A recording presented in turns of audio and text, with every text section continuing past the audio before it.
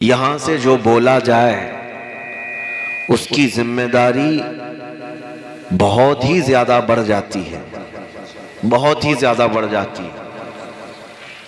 ऐसे नहीं कि चलते फिरते रास्ते में जो कुछ भी बोल रहा है इसी तरह मिंबर रसूल से भी बोल जाए।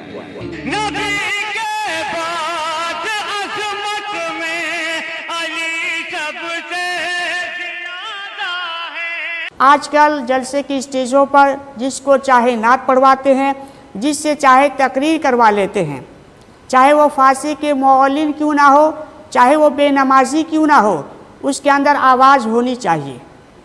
इल्म हो या ना हो, पढ़ा लिखा हो या ना हो, उसकी आवाज़ अच्छी होनी चाहिए, पढ़ने का अंदाज़ अच्छा होना चाहिए। यानी ऐसे ऐसे शायर को स्टेजों पर बुलाते हैं और नात पढ़वाते हैं। कुछ दिन पहले मुफ्ती सलमान अजहरी साहब के सामने उसकी मौजूदगी में एक शायर नात पढ़ रहा था और वो शायर फांसी के मौलिन था। उसके चेहरे पर दाढ़ी नहीं थी, ना जाने वो नमाज़ पढ़ता था कि नहीं पढ़ता था। ऐसे शायर मुफ्ती सलमान अजहरी साहब की मौजूदगी में नात पढ़ रहा था और ऐसा शेर पढ़ा जो अहले सुन्नत वल जमात के ख़िलाफ़ है। और वहाँ मुफ्ती सलमान अजहरी साहब भी मौजूद थे। अब कुछ लोग कहने लगे कि मुफ्ती सलमान अजहरी साहब वहाँ मौजूद हैं और ऐसा शेर पढ़ा जा रहा है और मुफ्ती सलमान अजहरी साहब ने उनको मना भी नहीं किए, शायर को कुछ बोला भी नहीं, खामोश रह गए। दोस्तों, ऐसी बात नहीं है, बल्कि मुफ्ती सलमान अजहरी साहब ने उस शायर के बारे में जो फांसी के मौलिन है उसके बारे में और उस शेर के बारे में बहुत कुछ कहा है। आप ज़रा सुनिए। ग्राम वक़ार बड़ा जिम्मेदार मिंबर है। उलमा, मशाइख, हुफ़ाज़, दीन के अजीम रहनुमा यहाँ पर जलवाबार है। नातें और तकरीरें अवामुन्नास को अकीदा भी देती हैं और उनके ईमान की मिसाल को और उनके ईमान के सही रास्ते को भी उन्हें दिखाया करती हैं। इसीलिए यहाँ से जो बोला जाए उसकी जिम्मेदारी बहुत ही ज़्यादा बढ़ जाती है, बहुत ही ज़्यादा बढ़ जाती है। ऐसे नहीं कि चलते फिरते रास्ते में जो कुछ भी बोल रहा है इसी तरह मिंबर रसूल से भी बोल जाए। शायर भी हो कि मुकर्रिर भी हो, नाप तोल कर बोलना ज़रूरी है, इसलिए कि ये बरसों तक लोगों का अकीदा बन जाएगा। लोग अवामुन्नास दीन सीखते हैं इन मिंबरों से। इन जलसों में आते क्यों हैं? इसीलिए आते हैं कि दीन सीखें। और नात कोई एंटरटेनमेंट के लिए नहीं है कि तुम नारे लगाओ, हंसी खुशी उछल कूद कर चले जाओ। नात जो पढ़ता है शायद ये भी तुम्हारे दिलों में इश्क रसूल पैदा करता है। आला हज़रत फाज़िल बरेलवी रहमतुल्लाह ताला अलैह ने लिखा है, आपसे पूछा गया कि अगर हुजूर की मोहब्बत बढ़ाना है तो क्या करें? आला हज़रत ने फरमाया, अच्छे अशआर अच्छे शायर से सुने जाएं, खुश इल्हान नात खां से सुने जाएं, उससे जज्बा इश्क रसूल बढ़ता है। लेकिन ये बात हमेशा याद रखें, एक शेर तकरीर से ज़्यादा भी असर करता है और इन अशआर में अकीदा भी और ईमान भी और बहुत कुछ समाया हुआ होता है।